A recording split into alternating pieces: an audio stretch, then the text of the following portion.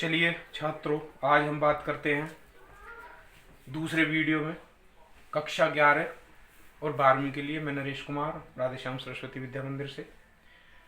रचनात्मक अभिव्यक्ति एवं माध्यम की जो हम कल बात कर रहे थे, आगे हम जनसंचार माध्यम की बात करेंगे।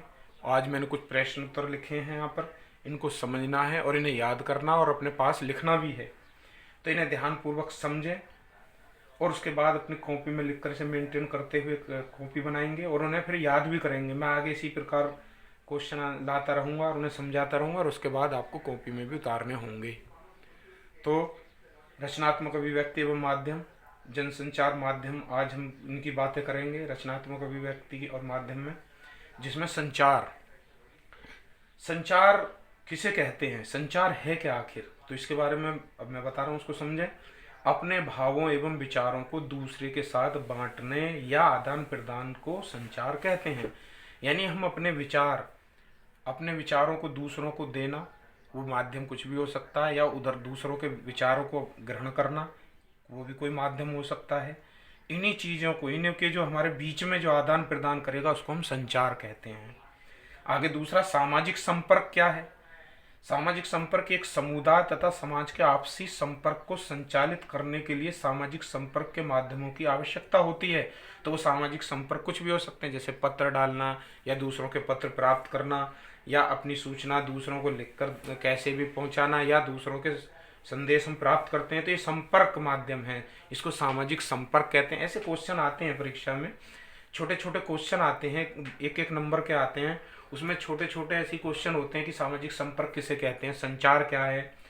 तो ऐसे क्वेश्चन आते हैं, इसलिए इनको समझना होगा, तभी हम इनको लिख पाएंगे।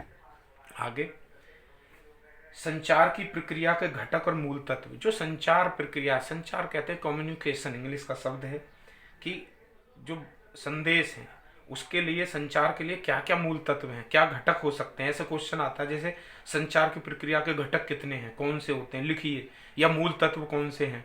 तो आप इसमें देखेंगे प्रेषक, संदेश, संचार माध्यम, संकेतीकरण, संकेतवाचन, ग्राहक, फीडबैक एवं विघ्न। विघ्न कहते हैं शोर एवं तकनीकी अवरोध जो उत्पन्न होता है कम्युनिकेशन में। जैसे हम मोबाइल पर बात करते हैं, कई बार आवाज़ नहीं आती, समझ में नहीं आता, तो उसको विघ्न कहते हैं, शोर कहते हैं, समझ में नहीं आना, खसर खसर की आवाज़ आना, तो ये सब विघ्न है संचार माध्यम में। तो ये सारी चीज़ें इसके लिए बहुत आवश्यक हैं। जो मूल तत्व हैं संचार के, प्रेषक यानी भेजने वाला, संदेश यानी वो संदेश क्या है जो भेजना है, और वो माध्यम क्या है जिसके माध्यम से भेजा गया है, संकेतीकरण यानी वो संकेत क्या है जिसके माध्यम से सामने वाला समझेगा, वो इंग्लिश, हिंदी, ये सब कुछ हो सकते हैं, कोड वर्ड भी हो सकते हैं। संकेत वाचन यानी संकेत क्या है जो इशारा करेंगे, समझाएंगे। ग्राहक यानी उन्हें जो प्राप्त करने वाला है, फिर उसके बाद उसकी जो फीडबैक होती है कि जो संदेश दिया उसका प्रभाव क्या पड़ा सामने वाले पर, और उसके बहुत सारी चीज़ें होती है, समझने में दिक्कत हो जाती है कि वो लिखा समझ नहीं पा रहा सामने वाला, या जैसे फ़ोन के माध्यम से, तो ये विघ्न है। तो ये जो यानी शोर व तकनीकी अवरोध हैं। तो ये चीज़ हम अलग अलग भी पढ़ेंगे आगे, लेकिन अभी जो फिलहाल मैंने आपको ये क्वेश्चन लिखे हैं, इनको समझना और इन्हें याद करना है।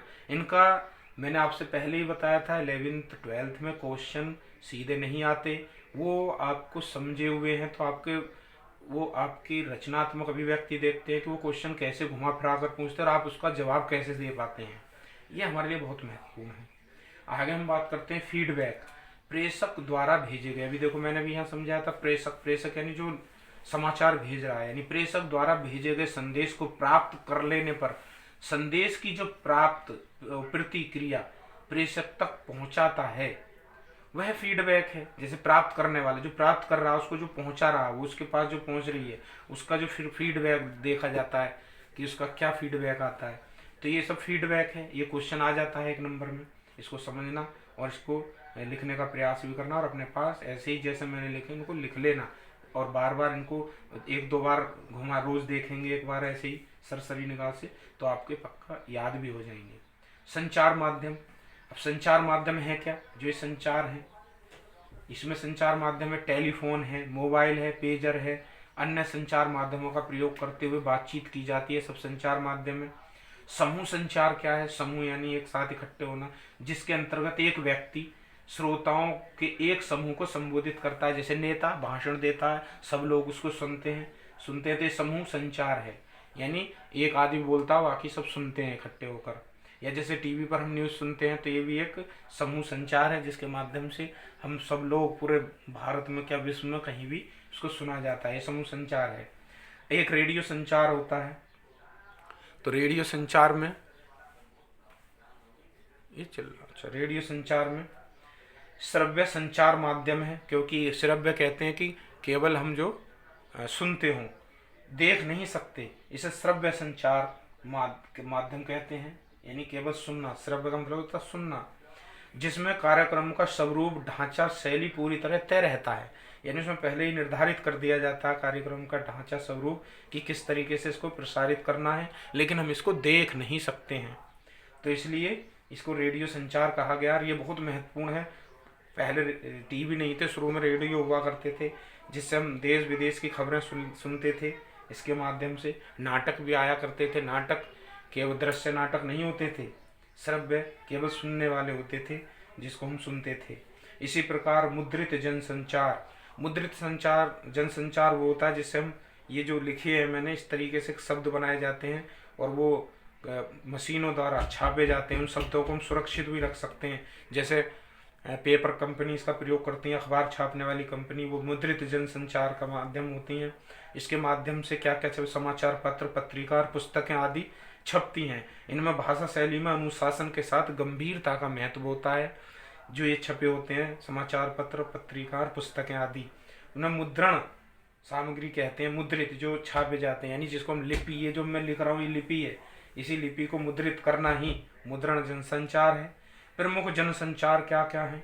सबसे महत्वपूर्ण, कई बार ऐसे आ जाते हैं प्रमुख जनसंचार माध्यम लिखी दो एक नंबर में, तो उसमें समाचार पत्र, टीवी, इंटरनेट, रेडियो आदि।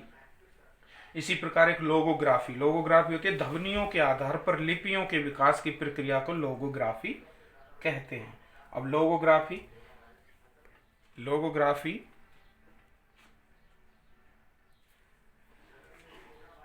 लोग ध्वनियों के आधार पर लिपियों के विकास की प्रक्रिया को लोगोग्राफी कहते हैं। यानी जो ध्वनि के माध्यम से हम लिपि, अभी मैंने बताया ना, इसको लोगोग्राफी कहते हैं। अब भारत में प्रथम प्रिंटिंग प्रेस कब और कहाँ? भारत में प्रथम प्रिंटिंग प्रेस कब और कहाँ? 1556 ईस्वी में गोवा, ये याद रखना, 1556 ईस्वी गोवा में खोला गया।